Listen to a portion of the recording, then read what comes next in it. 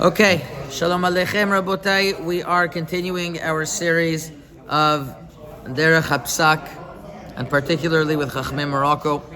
And today I want to speak about a subject that is relevant to all communities Bagula, and it became recently much more of an issue. It was always a discussion, but it became much more relevant in the past 50 to 100 years, where there was a massive exodus of many countries that came to Israel. You had all types of kibbutz galuyot, and the question presents itself: do the different communities keep their original minhagim? You have Ashkenazim who are mixed together with Sfaradim. Do Ashkenazim keep their minhagim? Do Sfaradim keep their minhagim? And then you have within the Sfaradim and Edut HaMizrach, you have those who are, it's a very different Shitat HaPsak halacha. Edut HaMizrach, what they have in common is that many Edut HaMizrach are posek like Maran, some not, but many are posek like Maran. And Sfaradim are also posek like Maran, or they were the first. They came from Sfarad. But the question is, there are different customs. So does everybody just come together and blend in, or each one keeps their customs? Do the Yekis keep their customs when they come? Do the Hasidim keep their customs when they come?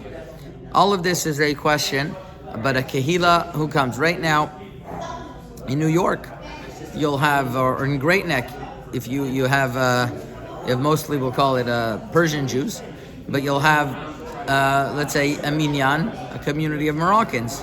Do they keep their own minhagim, or are they blended into the Persian psak halacha, which is also a discussion on its own? What exactly is the minhagim of Persian halacha?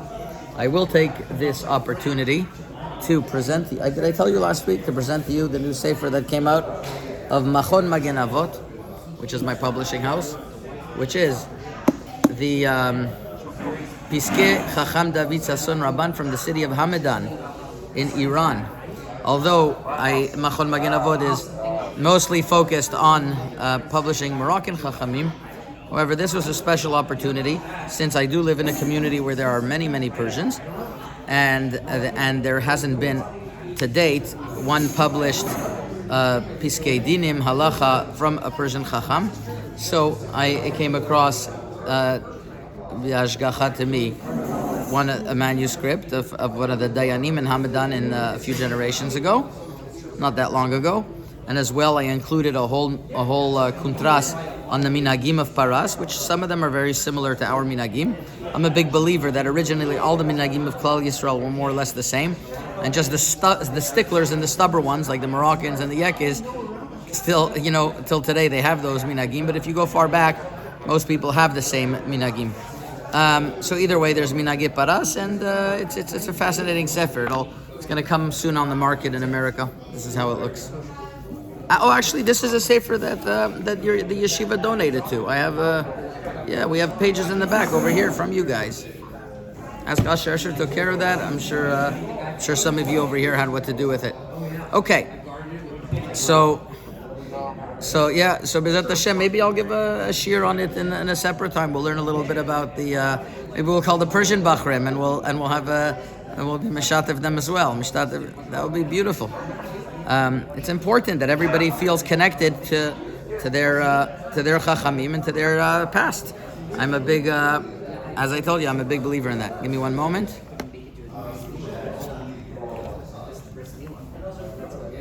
Okay. So when different communities come together and they meet up, what is the halacha in that regard? So there's a Mishnah in Masechet Psachim, Daf Nun, a very famous Mishnah. And it says the following. Important to know this Mishnah. Ha'olech mimakom she'osin lemakom she'en osin. If somebody is going from a place where they do melacha on Erev Pesach, Achar Chatzot, to a place where they don't do melacha on Erev Pesach after Chatzot, or mimakom she'en osin, or from a place that they don't do melacha, limakom she'osin, to a place where they do melacha, notnin alav chomre makom sheyatsa misham. So we give the chumrot of the place that they left from there, vechomre makom she'alach lesham, and he takes upon the minhagim. So he has to do the minhagim that he left with, and the minhagim that he's here. Ve'al yishanim b'bnei machloket. However, the Gemara in Masechet Chulin, Daf Yud Chet Amud Bet, adds on that that's only where a person has in mind to da'ato lachzor. He has in mind that he's returning. He's temporarily here. Aval en da'ato lachzor, then if he's en da'ato lachzor, then he's mikabel elav minhagim ben lechumra ben lekula. That means if you decide to move to a community that is en da'atola and you're not da'ato lachzor, then you're mikabel elav minhagim ben lechumra ben lekula. Practically speaking, I say this example would mean the following: if you, Mr. Ben Lolo, decide to move to New Zealand, you have a wonderful opportunity there. There is no Sephardic Bet Din in New Zealand. There's no Sephardic community, as far as I'm aware. Maybe I'm wrong, but I'm assuming, for argument's sake, that there isn't. And you go there. So according to this Mishnah and according to the halacha, Dina de Gemara, you'd have to change your tefillin. You'd have to start doing all minhagei Ashkenaz. That would be the practical application of this Mishnah, and that's indeed the halacha. So if one person moves to another community, so all of a sudden he will receive the minhagim of that place. A microcosm of this halacha is when a woman gets married to a man, and the husband is Sepharad and she is Ashkenazi. So Rav Moshe Feinstein in She'elot Utshuvot Igrot Moshe says that she accepts upon herself all the minhagim of the husband, ben lechumra, ben lekula, and she doesn't have a choice in it. Basically, she by osmosis, she accepts these minhagim, and Rav Moshe Feinstein compares this to this Mishnah of olech mimakom lemakom ve'en dato lachzor. When she gets married, she's going into the place of her husband, and automatically she acquires those minhagim. That's what Moshe Feinstein writes in Orach Chaim Chelek Aleph Siman Kuf Nun Chet, and the Rashbatz writes this as well. Tashbetz in Chelek, one of the great Chachmei Algeria, Chelek Gimel Siman Kuf Ayin Tet, and the Admot Kodesh and others write that is the custom. Shlomo Zalman Auerbach, just to mention parenthetically, had a different approach to this. Shlomo Zalman Auerbach was of the opinion that the reason why a woman is obligated in the nagim of her husband is midin shibud leba'ala. She's mishubad to her husband. But if the husband doesn't mind that she does her minhagim, she wants to eat rice, and his minhag is not to eat rice. So he says he could be mochel. I don't think most people hold that way, but this is where Shlomo Zalman apparently said. Brought down in the Sefer Ma'adan Shlomo Mo'adim, Daf Yud Zayin, other places as well. I think Halichot Shlomo probably says this as well. Either way, it's written in his name, that is.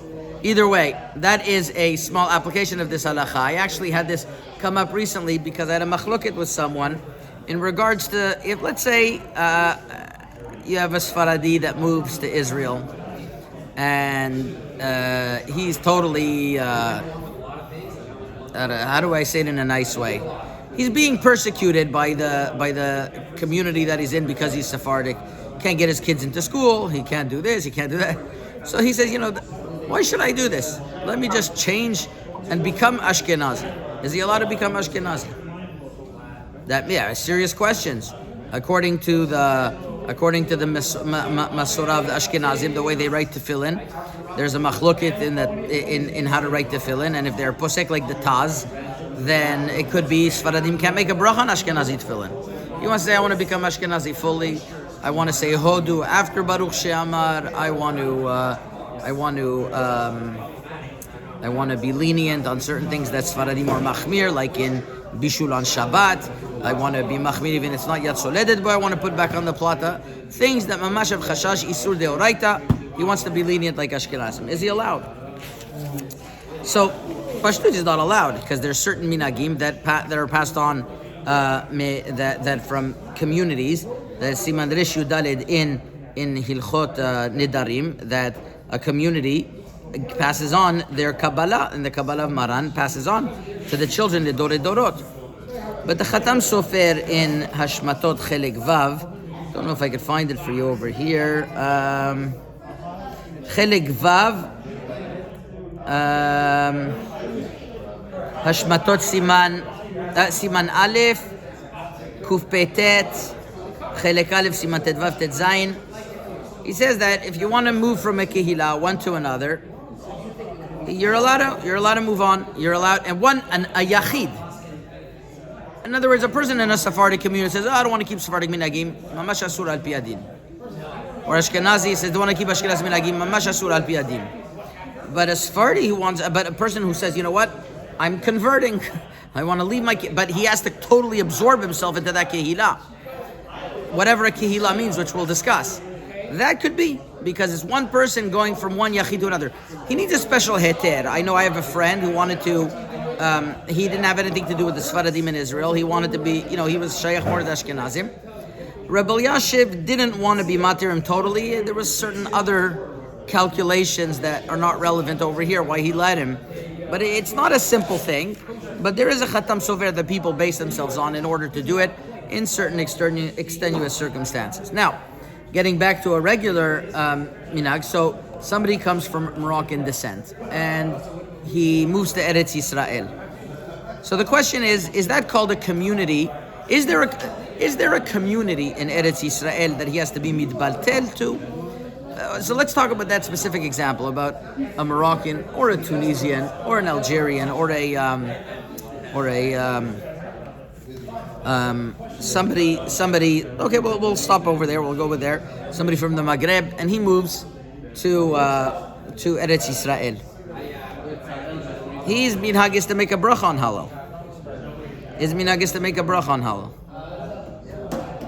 But in Eretz Yisrael, many of the Edut HaMizrach don't make a bracha on halal, like the opinion of the Rambam, which was the original minhag of Eretz Yisrael. Maran Bet Yosef writes. So what does he do? So there's a very famous discussion within the Teshuvot of the Avkat Rochel. There are stirot in the Avkat Rochel. One place in the Avkat Rochel is written the following. Siman Resh Yud Bet. It's kedai to look at the things inside on your own time. The Avkat Rochel Siman Resh Yud Bet writes that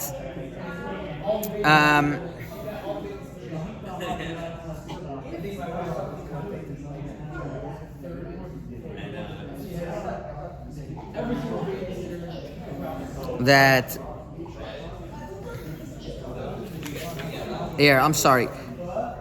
he's talking about a sircha, a adhesion to the lung. The Ashkenazim say it's asur, Sfaradim are machmir, and the Ashkenazim in the ears selivna hold one way, and the Sfaradim hold another way. So he writes over there that the Ashkenazim have to go after the Sfaradim.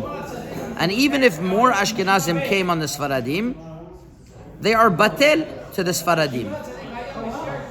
So you see that one community is batel to the other. That's what Maran writes.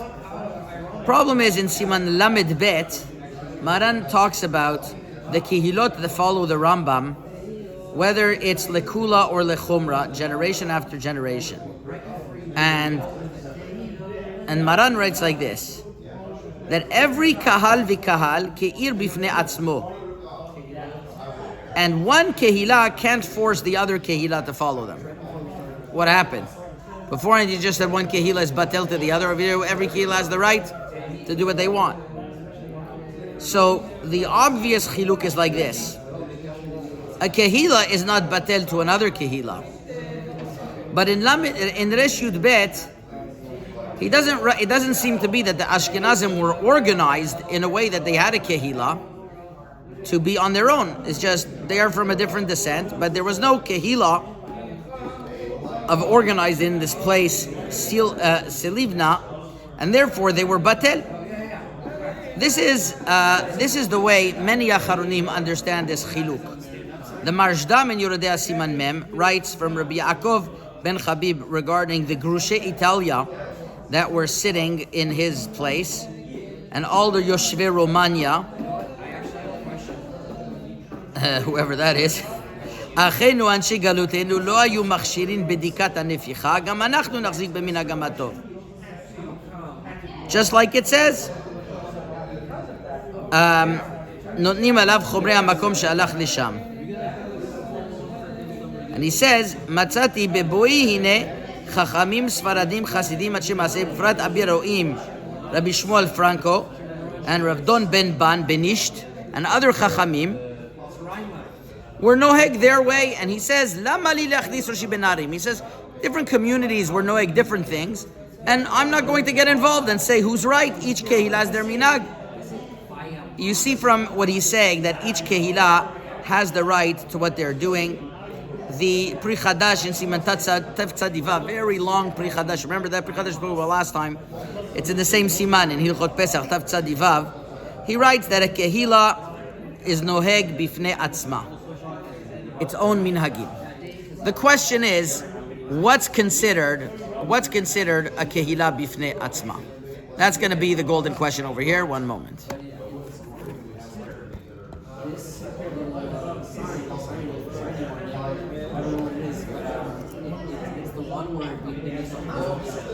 So we say vayamot.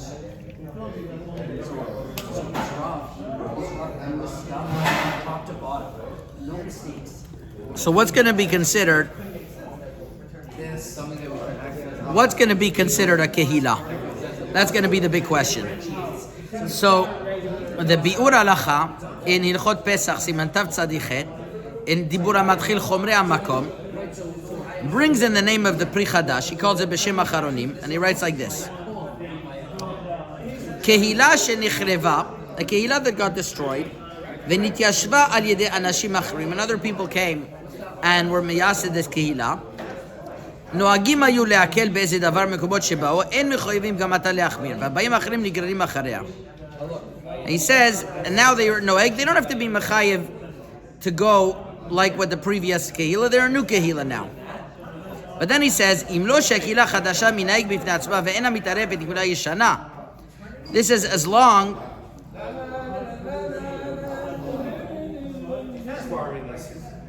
as the kehillah doesn't mix with another kehillah. And he writes like this: כמו שמצוי בקהילות הגדולות הנמצאים בהם קהילות שכל אחת מתנהגת כפי מנהג אבותה מדור דור. And he writes like this: קהילה שיש בו, he says, Growing up, I never learned that there was any differentiations. he says, as long as they have צורכי הציבור, It should be vayamot. היינו בית כנסת שמתפללים בכל יום בציבור, ויש להם מוץ ומקווה וכדומה בנהוג בקהילות ישראל.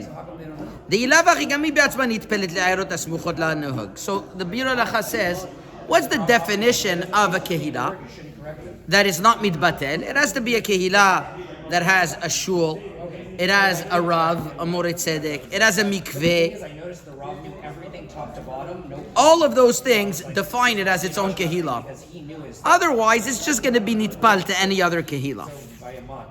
Yeah, because he was So the question is now, in Eretz Yisrael, shown the different. does this apply? You won't have any kehillot nowadays, because kehillot don't usually have their own mikveh, their own amenities of shechita, for example.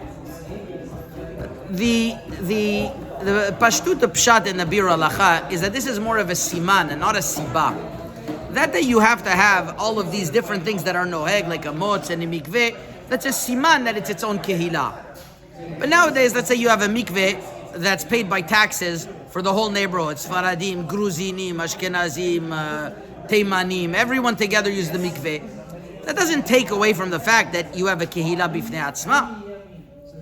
I asked this question to Rav Elyashiv, and Rav Elyashiv told me clearly, as long as you have 10 people, 10 Moroccans, he was talking to me about, that are noheg their minhagim, that's already kehillah bifnei atzma, and they don't have the right to change their minhag in Eretz Yisrael. And he was adamant about it. He was absolutely adamant about it. There's the kehillot of the Yekes that started their minyanim in Bnei Brak, Reb Chaim Kanievsky, and many other Gedolim were very behind that these kehillot keep their minhagim. If you have a community of a shul that keeps their minhagim, it's enough. And, you know, by Moroccans, there was a few times where they came. They were by far the most populous minority until the Russians came. We're talking about close to hundreds of thousands.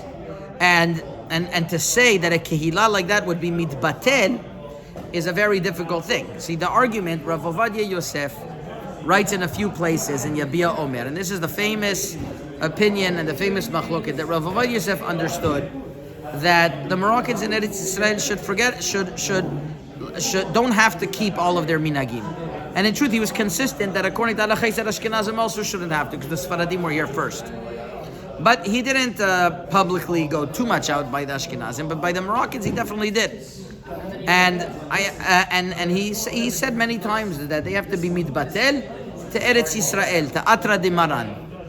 And therefore, they don't have the right to do their minhagim of Halel or whatever other inyanim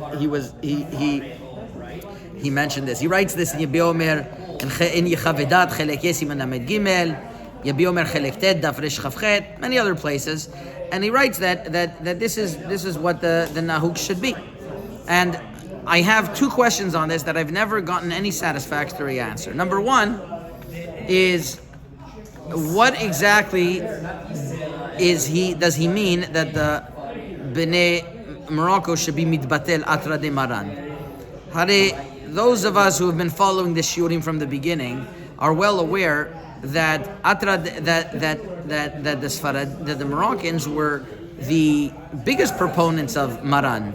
They were the ones who started. If you look at the quotes that Rav Ovadia Yosef brings to be mechazek Piskei Maran, he is quoting the Moroccan Chachamim, Mishpat Utzdaka b'Yaakov, and the Edut Behi Yosef, she'anachnu kibalnu Maran yoter veyoter mikol hakehilot. So we're being mitbatel to Maran. The Moroccan community does follow Maran. Elamai, that's not what he means. He means that being mitbatel to minhagei Eretz Yisrael. But minhagei Eretz Yisrael is also very vague. There's minhagei Eretz Yisrael, how Rav Ovadia Yosef follows it. There's minhagei Eretz Yisrael, how there's the Mikubalim of Bet El follow. And there are differences. So what exactly are the bitulim? So maybe it means the original minhagim of Eretz Yisrael. Maybe that's the closest understanding that I have. But definitely not to all the Piskei halacha of Rav Ovadia Yosef. He himself will tell you certain minhagim of Eretz Yisrael, the Moroccans should be mitbatel. But that's also something that historically has never been. Historically, there was always been kehilot ha'ma'aravim in Eretz Yisrael. There's a Sefer Pikudat Elazar, who was one of the Chachmei ha'ma'arav that moved from Morocco to Eretz Yisrael. They had a Bet Knesset. They always had, but the presence of ma'aravim, and especially after the state opened up, there was minyanim right away that opened up. They were talking about cities like Tirat HaKarmel and like Ashdod and like Netivot and Ofakim, and these were all Moroccan strongholds. You go till today, there's people walking around in jalabiyas in there like they never left Morocco.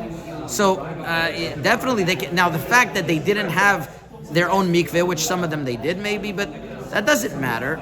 That's just that doesn't define that it's not a kehillah. Rabbi Elyashiv, once again, I'm going with this hanchaya. As long as it's a minyan of people who are following their minhagim, that is the guiding light. And this was the emphatic position of Rabbi Shalom Misas, that the Moroccans keep their minhagim. What was interesting is that I found recently, I think I might have mentioned this to the people over here, is that it seems to be that Maran Bet Yosef himself held this way.